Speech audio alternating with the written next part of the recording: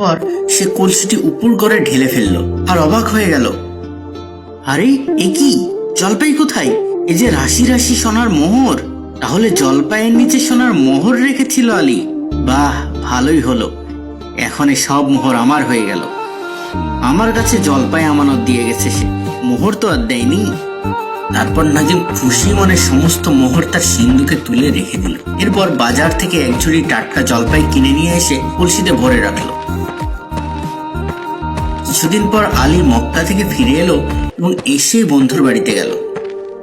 আসসালামু আলাইকুম বন্ধু নাজিম। ওয়ালাইকুম আসসালাম বন্ধু আলী, মক্কা থেকে কবে ফিরে এলে? কালকে রাতেই ফিরেছি। এসো এসো, খাওয়া দাওয়া করবে, এসো। তারপর আলী বন্ধুর বাড়িতে খাওয়ার শেষে বন্ধুর নিকট থেকে কলসিটি চেয়ে বাড়ি নিয়ে চলে এলো। বাড়ি গিয়ে আলী দেখলো যে কলসিতে একটিও মোহর নেই। উপর থেকে নিচ পর্যন্ত শুধুই টাটকা জলপাইয়ে ভর্তি। আল্লাহ, আমার মোহর গেল কোথায়? নিশ্চয় বন্ধু নাজিম কলসির সব মোহর চুরি করেছে।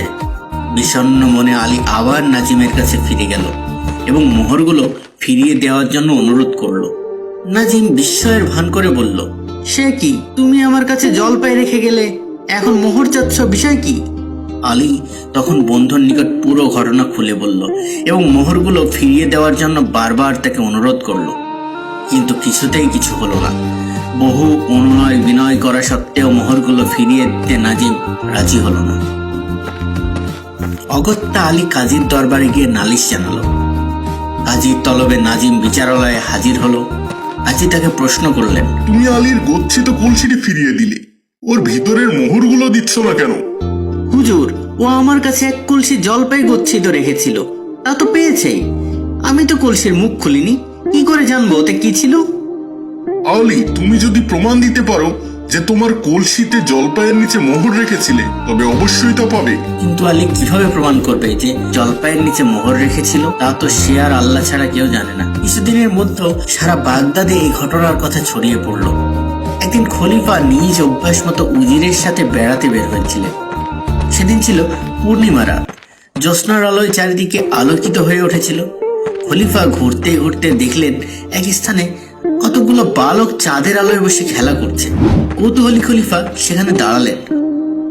বালকদের মধ্যে একজন বলল, ভাই চলো আজ আমরা আলী ও নাজিমের বিচার খেলি। ঠিক আছে, তাহলে আমি সাজবো আলী, আর আমি হব নাজিম, আর আমি হচ্ছে কাজী, ঠিক আছে? আলী সাজা বালককে একটি ভাঙা কলসি দেখিয়ে বলল, আর এটাই ধরো আমার জলপাইয়ের কলসি। তাহলে বিচার শুরু হচ্ছে। আলী, নালিশ কর।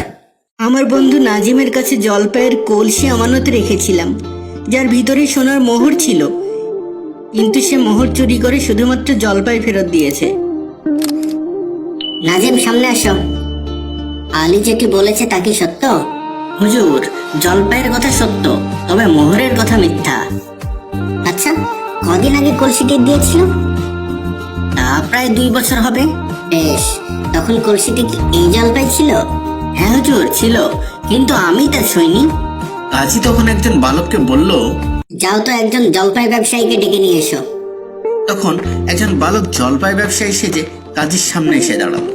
হুজুর, আমি একজন জলপাই ব্যবসায়ী। আচ্ছা, জলপাই কতদিন পর্যন্ত ভালো থাকে বলো তো? যত্নে রাখলে বড় জোর 6 মাস টাটকা থাকে। কাজী তখন সেই কলসিটি দেখিয়ে বলল, এই জলপাইগুলো দেখো তো কতদিনের। ব্যবসায়ী পরীক্ষার ভান করে বলল, হুজুর, বেশি হলে 1 মাস আগে এগুলো গাছ থেকে পাড়া হয়েছে। কাজী তখন নাজিমকে বলল, সবই তো শুনলে, তুমি ভীষণ মিথ্যাবাদী। নিশ্চয়ই তুমি কলসির ভিতরের মোহরগুলো নিয়ে নতুন জলপাই দিয়ে কলসিকে ভর্তি করে রেখেছিলে। অতএব এখনই আলীর মোহরগুলো ফিরিয়ে দাও, অন্যথায় তোমায় বন্দি করব। নাজিম তখন সব স্বীকার করে আলীর মোহরগুলো ফিরিয়ে দিল। বালকের বিচার ক্ষমতা দেখে খলিফা ও উজির বিস্মিত হলেন। খলিফা বালকদের বললেন, বালকেরা, তোমরা আগামী দিন আমার বিচারালয়ে গিয়ে আলী ও নাজিমের বিচারটি করবে, ঠিক আছে? বালকেরা আনন্দিত মনে রাজি হলো। পরদিন সকালে বালকদের বিচার দেখতে বিচারালয়ে অনেক মানুষের ভিড় হলো।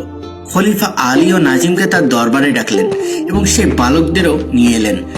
যথা নিয়মে সে বালক কাজীর আসনে বসে বিচার করতে আরম্ভ করলো এবং গত রাতের মতোই সে সঠিকভাবে বিচার করে নাজিমকে দোষী সাব্যস্ত করল। তখন নাজিম বাধ্য হয়ে তার সকল অপরাধ স্বীকার করলো।